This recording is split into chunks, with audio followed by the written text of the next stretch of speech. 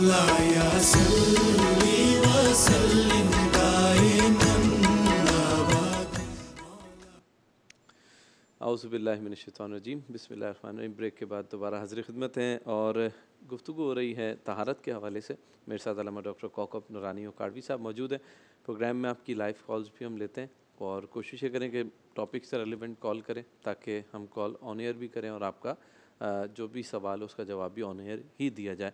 علامہ صاحب آپ طہارت کی اقسام کے حوالے سے بتا رہے تھے. جی، میں پہلی بات یہ کروں گا، طہارت اعتقادی، میرے عقیدے پاک ہونے چاہیے، ان میں کوئی کسی قسم کی ملاوٹ نہ ہو.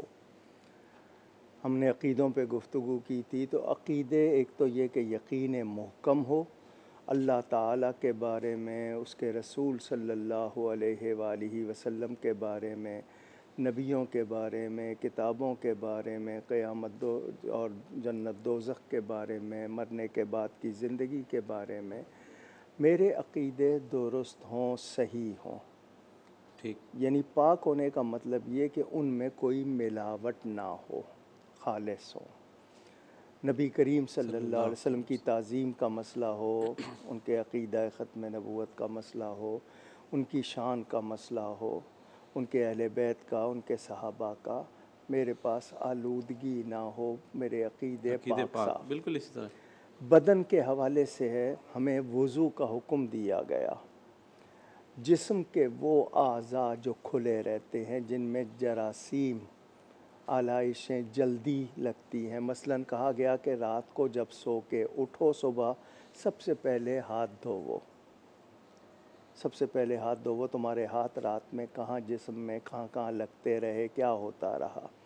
اسی طرح ناک میں پانی کھینچنا، کلی کرنا، گاگل کرنا، اگر آپ ان پہ غور کریں تو یہ حفظان صحت کے لحاظ سے بھی، پاکیزگی کے لحاظ سے بھی، بلکہ 5 وقت جو شخص وضو کرے تو اس کے جسم میں کوئی میل کچیل کا اثر ہوگا، ہوتا ہی نہیں اسی طرح. تو یہ بتایا گیا. اور اس کے ساتھ ساتھ ثواب بھی ملتا ہے. یعنی آپ کو ان اعضاء کے دھونے سے صفائی بھی ملتی ہے، ثواب بھی ملتا ہے. فرشتے ناپسند کرتے ہیں کسی قسم کی میل کچیل کو، گندگی کو. اسی طرح آپ کے ارد گرد والے، آپ کے پاس کوئی آ کے کھڑا ہو جائے، بیٹھ جائے، اس کا لباس اچھا نہ ہو، آپ کو کراہت ہوگی.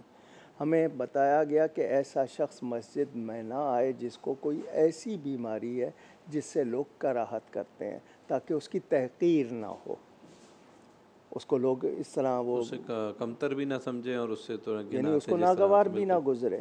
یہاں تک تعلیم کی گئی. فرمایا اگر مجھے امت کی تکلیف کا خیال نہ ہوتا تو میں ہر وضو کے ساتھ مسواک کو لازمی کر دیتا.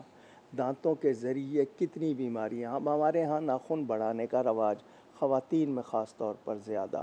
آپ کتنا صاف کر لیں، معمول جس طرح جراثیم بہت سے ہیں جو نظر نہیں آتے، اور دوسرا بڑے ہوئے ناخنوں پہ شیطان بیٹھتا ہے، مگر خواتین شاید اس کو شاید ضروری سمجھتی ہیں، یہ نہیں پتہ کہ اس سے، اور پھر اگر خدا نخواستہ ٹوٹ جائے تو ان کو کتنی تکلیف ہوتی ہے.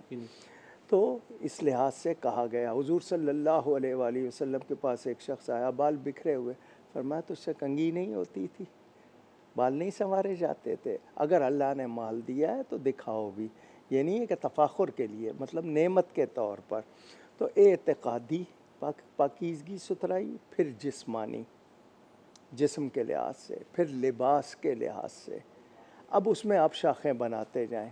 میں گفتگو کرتے وقت لہجہ، آواز، الفاظ اچھے رکھوں، یعنی ناپاک الفاظ کو یا ناپسندیدہ الفاظ کو نہ لاؤں.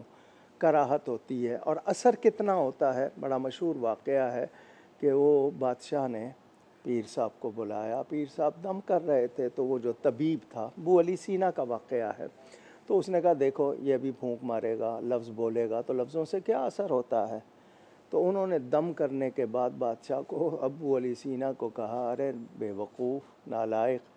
وہ غصے میں آ گیا، سر سے لے کر پاؤں تک خون کھول اٹھا. انہوں نے کہا یہی تجھے بتانا تھا، میں نے 2-3 نامناسب لفظ کہے تو حال دیکھ لے کیا ہو گیا ہے. تو جب میں اچھے لفظ کہوں گا تو کیا حال ہوگا. تو انسان کو کہا گیا وقولوا للناس حسنا، لوگوں سے اچھی بات کرے. ہمارے ہاں ان چیزوں کا تحریر ہو، کیونکہ حدیث شریف ہے مسلمان وہ ہے جس کی زبان اور ہاتھ سے دوسرے مسلمان محفوظ رہیں، تو ہاتھ سے لکھتے ہوئے، ہاتھ چلاتے ہوئے ہم سب کو خیال رکھنا ہے۔ اچھا، معاشرے میں گندگی کی وجہ سے بیماریاں آتی ہیں، کتنے وبائیں جن کو آپ پینڈیمک تک لے جاتے ہیں اور ایکسٹریم پہ چلی جاتی ہیں، اسی طرح کنٹیجس چیزیں ہوتی ہیں جو ایک سے دوسرے کو لگنے کا خیال کیا جاتا ہے۔ حالانکہ اسلام میں تعدی نہیں مگر تاکید کی گئی ہے، بہت زیادہ زور دیا گیا ہے کہ ماحول کو بھی ستھرا رکھیں، جسم کو بھی ستھرا رکھیں، لباس کو بھی ستھرا رکھیں، مزاج کو بھی ستھرا رکھیں اور انداز بھی ستھرا رکھیں۔ مولایا صلی وسلم دائما